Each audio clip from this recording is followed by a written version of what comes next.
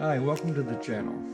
My name is Eric, and today we're going to talk about the top 5 things that you should probably think about before buying that farm tractor. And if you stick around towards the end, I'm going to add as a bonus the top 5 things that I think you should ask either the dealership, the prior owner, or the auction house that is putting the farm tractor up for sale. So from that, let's dive right into it before going out and buying that farm tractor. So the first thing I tell folks is get your pen and paper out and write down all the things that you think you're going to for. And that's going to define how many horsepower you need, if you need rear ports to run the hydraulics off the back, 3-point hitch. Are you going to need a loader? Are you going to be running a tiller on the back? Are you going to be running a brush hog on the back? Jot down everything that you intend to use it for. And that's going to kind of find your scope of what actually you need for a farm tractor. Number two is along the same lines, but it's your budget. You need to really sit down and push the numbers of how much can you afford to spend on a used farm tractor.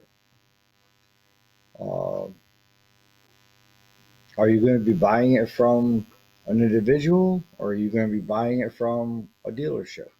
So you really need to know before you get too far into it what your budget is.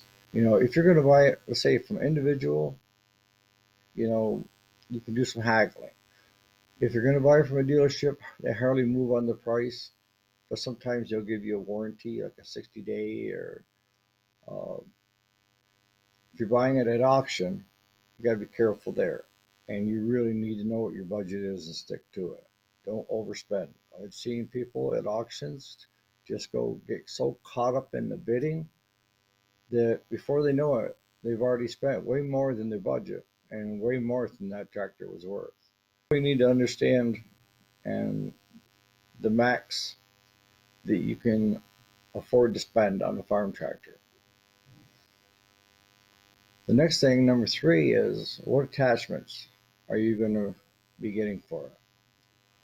So I make a list, and each attachment determines the horsepower that you're going to need. If you're going to be running a 4-foot brush hog, it's going to require less horsepower than running the 5 or a 6. Uh, Tillers, are you going to be running a smaller one or a 5-footer? Um, what are you going to have for equipment? Are you going to have balers, round balers, square balers? You know, all those things need to be factored in up front. And I always tell people, if you can afford to, always get something a little bigger than what you need, because that way, if you buy another piece of equipment that's an attachment for that tractor, uh, it may require more horsepower. The newer stuff requires more horsepower than the older stuff. Four, if you're buying it used, are the parts readily available to fix it if it breaks down? There's still a lot of companies out there that are carrying the parts for the older tractors. The easy ones are Ford, John Deere, and the older Kubotas. It gets a little harder when you start getting into the Massey Fergusons. Ford New Holland is pretty good for the older ones. Massey Fergusons, Olivers, Newfields, Lelands. Now you're getting into where most of your parts are going to have to come from overseas. And an example of that is I'm still waiting on a customer's machine that sits here at the shop. We run a shop, repair tractors too.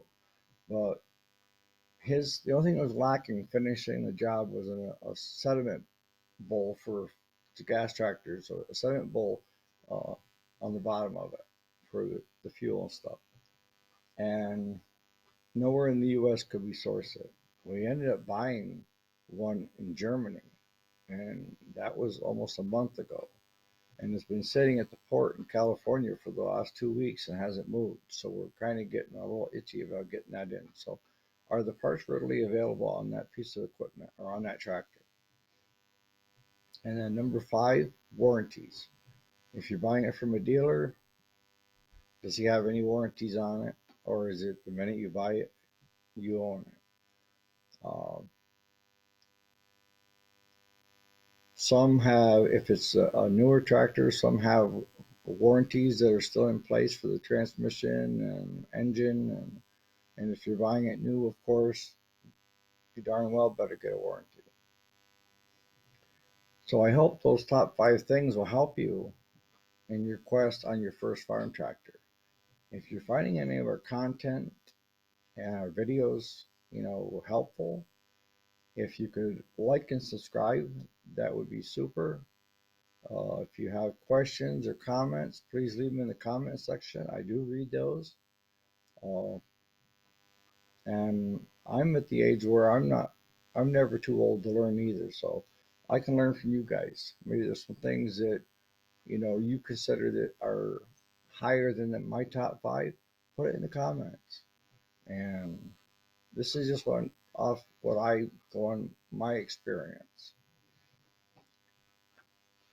So I told you I'd give you a little bit of a bonus towards the end. So the bonus is top 5 things you should ask that seller when you're there looking at the tractor. And number 1 is, when was it last serviced? If it's a hobbyist that's not putting a lot of hours on it, if it's serviced once a year, that's all good. If there's somebody like us that we do 5 farms of haying, round baling, raking, and all that, we service ours in the fall and then in the spring of the year. You know, service plan is cheaper than breakdowns, way cheaper. Second thing I would ask the person that's selling it is, does everything work the way it should? Does the 3-point hitch work good? How's the loader work? Uh, is the shifting good? The clutch is good? Do they seem good?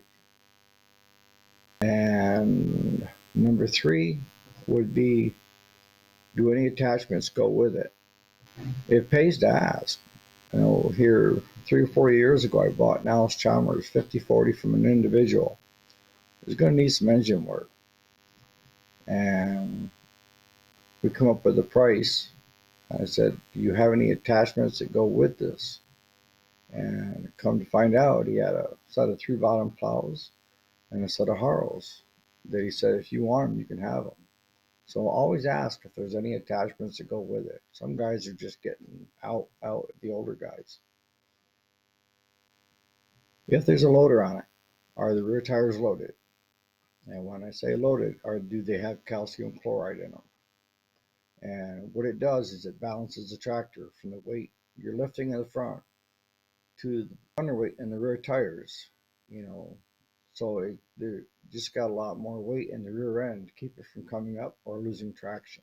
5, because a lot of the newer stuff you're going to run is going to have rear ports that you plug hydraulic lines in. And do they work independently or they run off another system?